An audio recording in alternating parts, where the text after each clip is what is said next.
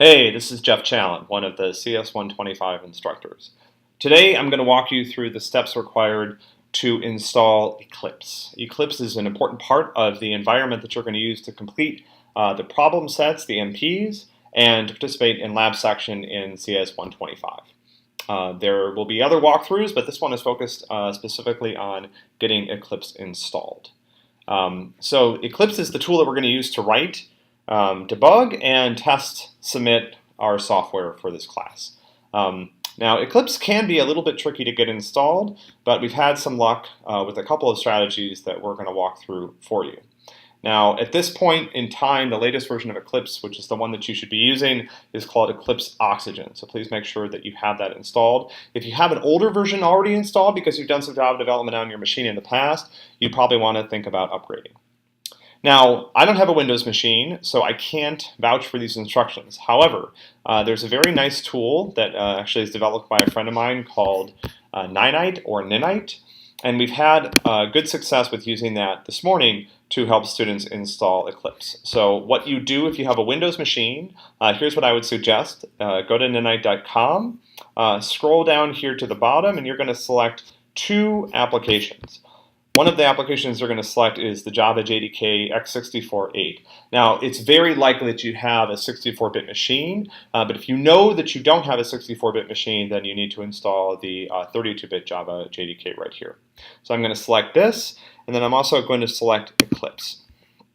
And then I'm going to click Get My Ninite. That's going to take me over here. It's going to start to download this. If I was on a Windows machine, I would open that and go through the installation process. If you are on Windows 10, when you're finished, the installer actually doesn't seem to put things in your applications folder. Instead, what it does is it creates a link on the desktop.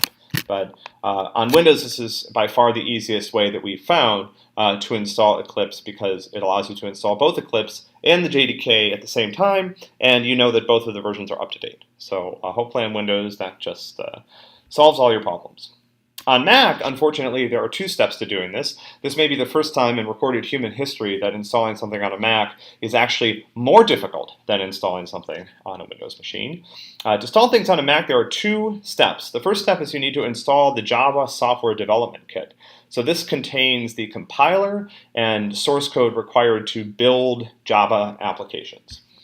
So I've got the links up here. I'm going to close the Ninite window. The first thing to do is to go to the website the Oracle website, where you can download and install Java 8 for Mac. So there is a little bit of a hidden checkbox here I have to click that says Accept License Agreement, and now I'm going to download the installer for Mac OS. And so in this case, I can actually go through and finish this installation. I just ripped Java and Eclipse off my machine so that I can start over and show you guys how to do this. So if you have a Mac, this downloads. I click to open it. Then I'm going to be prompted to follow one of the typical Mac installation processes. So I double click on the installer. I enter my password, and the installation goes forward. Now, it's important that you do this before you install Eclipse, because Eclipse relies on the Java Development Kit to function. So if you try to install Eclipse without this, it will probably not work. All right, so I'm going to throw out the installer because I'm done with that. Great. Okay, so I'm done with installing the Java Software Development Kit. And now I'm going to go grab the latest version of Eclipse. So I go to the Eclipse homepage.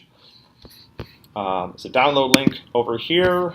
I'm going to download the obviously there needs to be 3 screens here, so I get to keep clicking on stuff. And now it's going to go ahead and give me the latest copy of Eclipse. Now, this is a little confusing, because what happens when you click on this is that this installer opens. Now I'm going to run the installer.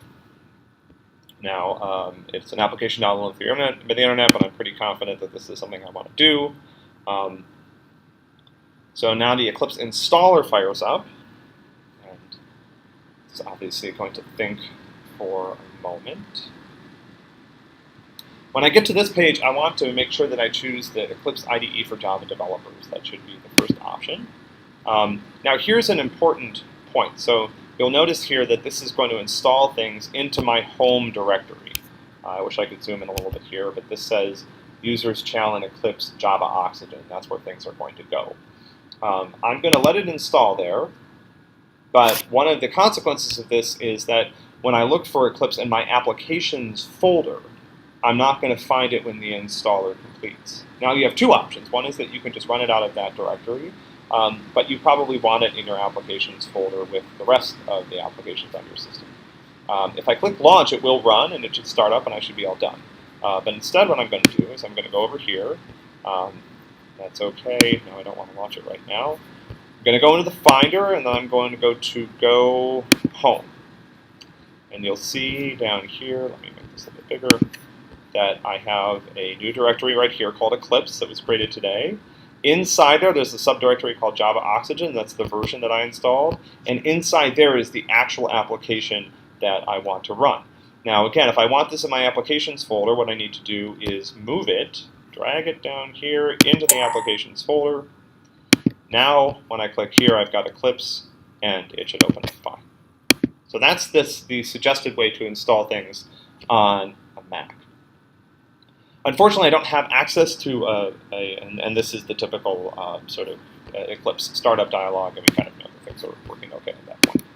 I don't have access to a Chromebook or an Ubuntu machine at this point, but there are instructions online. I'll try to find some good ones, and we have somebody in the class who's testing this out on a Chromebook, and we'll see if we can get that to work as well. In the next walkthrough, I'll go through how to install the plugins that you need into Eclipse itself.